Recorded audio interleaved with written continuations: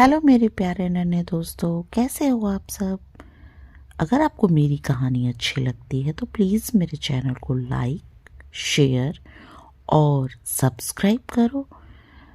आज जो कहानी मैं आपके लिए लेकर आई हूँ उसका शीर्षक है जब बीरबल बच्चा बना। एक दिन बीरबल दरबार में देर से पहुंचे। जब बादशाह ने देरी का कारण पूछा तो बोले, मैं क्या करता हुजूर, मेरे बच्चे आज जोर जोर से रोकर कहने लगे कि दरबार में न जाऊं। किसी तरह उन्हें बहुत मुश्किल से समझाया कि मेरा दरबार में हाजिर होना कितना जरूरी है। इसी से मुझे काफी समय लग गया और इसलिए मुझे आने में देर हो गई। बादशाह को लगा कि बीरबल बहानेबाजी कर रहे हैं। बीरबल के इस उत्तर से बादशाह को तसल्ली नहीं हुई। वो बोले, मैं तुमसे सहमत नहीं हूँ। किसी भी बच्चे को समझाना इतना मुश्किल नहीं जितना तुमने बताया। इसमें इतनी देर तो लग ही नहीं सकती। बीरबल हंसते हुए बोले, हुजूर, बच्चे को गुस्सा करना या डपटना तो बहुत सरल है, लेकिन किसी बात को विस्तार से समझा पाना बेहद कठिन। अकबर बोले, मूर्खों जैसी बात मत करो। मेरे पास कोई भी बच्चा लेकर आओ, मैं तुम्हें दिखाता हूँ कि कितना आसान है यह काम।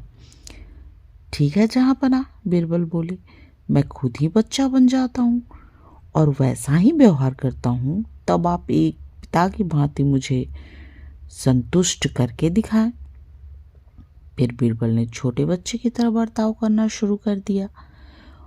उसने तरह तरह के मुंह बनाकर अकबर को चिढ़ाया और किसी छोटे बच्चे की तरह दरबार में यहाँ वहाँ उछलने कूदने लगे। उन्होंने अपनी पगड़ी जमीन पर फेंक दी। फिर वो जाकर अकबर की गोद में बैठ गए और लगे उनकी मूंछों से छेड़छाड़ करने। बादशाह करते भी क्या, समझाते रहे, नहीं नहीं मेरे बच्चे, ऐसा मत करो, तुम तो अच्छे बच्चे हो ना। सुनकर बीरबल ने जोर जोर से चिल्लाना शुरू कर दिया। तब अकबर ने कुछ मिठाइयाँ लाने का आदेश दिया, लेकिन बीरबल जोर जोर से चिल्लाते ही रहे। अब बादशाह परेशान हो गए, लेकिन उन्होंने धैर्य बनाए रखा। वो बोले, बेटा, खिलौनों से खेलोगे? देखो कितने सुंदर खिलौने हैं। बीरबल रोते हुए बोले, नहीं, मैं तो गन्ना खाऊंगा। अकबर मुस्कुराए और गन्ना लाने का आदेश दिया। थोड़ी ही देर में एक सैनिक कुछ गन्ने लेकर आ गए, लेकिन बीरबल का रोना नहीं थमा। वो बोले, मुझे बड़ा गन्ना नहीं चाहिए, छोटे छोटे टुकड़ों में कटा गन्ना दो।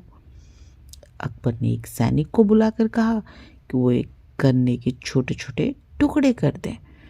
यह देखकर बीरबल और जोर जोर से रोते हुए बोले, नहीं, सैनिक गन्ना नहीं काटेगा, आप खुद काटें इसे।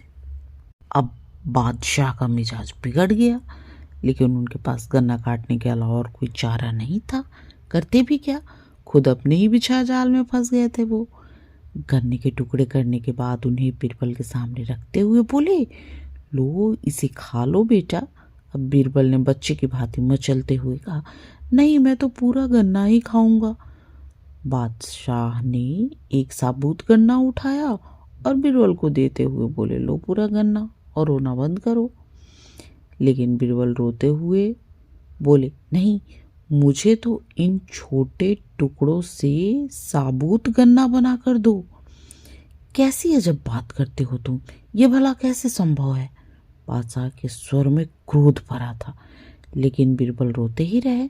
बादशाह का धैर्य चूक गया। बोले, यदि तुमने रोना बंद नहीं किया तो मार पड़ेगी।